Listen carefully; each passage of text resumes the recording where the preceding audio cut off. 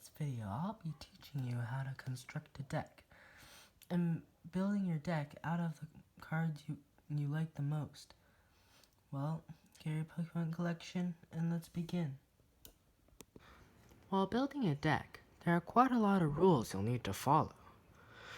While building a deck, one of the most important rules is that their deck has to be exactly 60 cards. They can't be any more or less. Even like 59 or 61 is not okay. Also, except for like basic energy, you can only have 4 copies of the same exact card in your deck. Well, it's actually same exact, because if a Pokemon's name is exactly the same, it still counts, because there might be some from different expansions that have the same name but have different attacks. Your deck is made out of 3 different types of cards. Those 3 types of cards are energy cards. Energy cards, you can have as many of the same type of energy in your deck. They don't count as towards the 4 of each card. An example of an energy is like this. An energy says an energy on the top and has no description except for maybe the year that the Pokemon card was made. The second thing you need to have is trainer cards. In a deck, you should have around 20 to 25 trainer cards. Trainer cards help you navigate through your deck and help heal or move around your own Pokemon, or maybe even your opponent's Pokemon. Here's an example of a trainer card. This one's a supporter.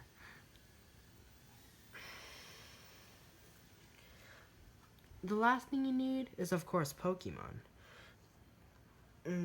Pokemon and trainer cards both count towards the 4 card rule. Any Pokemon will need energies to attack. As for Pound, you'll need 1 energy, stated here. And for Water Gun, you'll need 2 energies, also stated here. While choosing which energy to put in your deck, you should usually only pick 1, 2, or maybe 3 at the most different kinds of energy. When you only have one type of energy in your deck, so what I like to call it as this a pure fairy deck, because you don't need any other different kinds of energy. When you only have one type of energy in your deck, you should have around 12 of that one energy in your deck. But, however, if you have 2 different kinds of energies, then that number may not be 12 anymore, maybe 20, because it'll be harder to navigate through your energies and find the type of energy you need. So it's like this.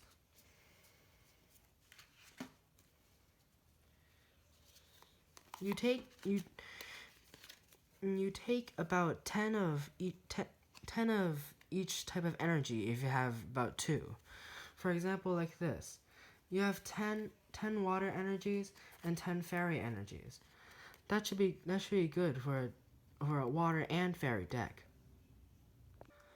When adding trainer cards into your deck, you should also be wary about how many of each card is in your deck. Let's take item cards for example. Item cards you can play as many as you like during your turn, like stated in a previous video. Item cards, you should have around 10 to 12 in your deck. With around 10 or 12, it'll be really easy to draw them and really easy to play them as well. And then take supporter cards. Supporter cards, you can only play 1 during your turn, and so you might want to have less of them. Supporter cards, you should have about 6 to 8 in your deck. And finally, stadium cards.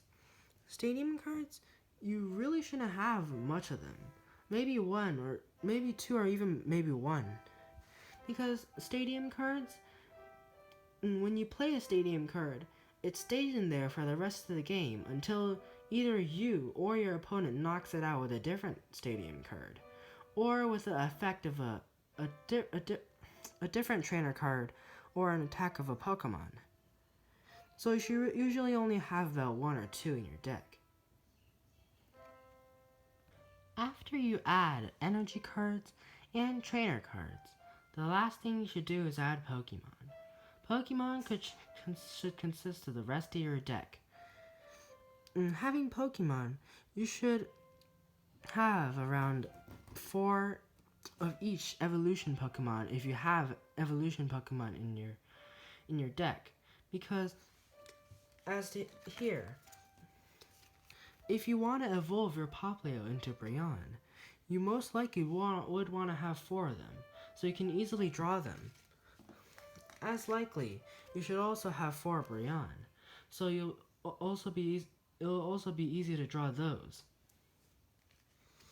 As for being able to draw as much Pokemon, if some players might not have that many Pokemon in their collection, so you might want to add some trainer cards like Timer Ball, for example. This Timer Ball, it says flip 2 coins. For each heads, search your deck for an evolution Pokemon, reveal it, and put it into your hand. With this, it'll be much easier for you to get evolution Pokemon, so you won't need to have that many copies of the same Pokemon in your deck. Here is an example of a ready-made deck I made in the past. It consists of many different Pokemon.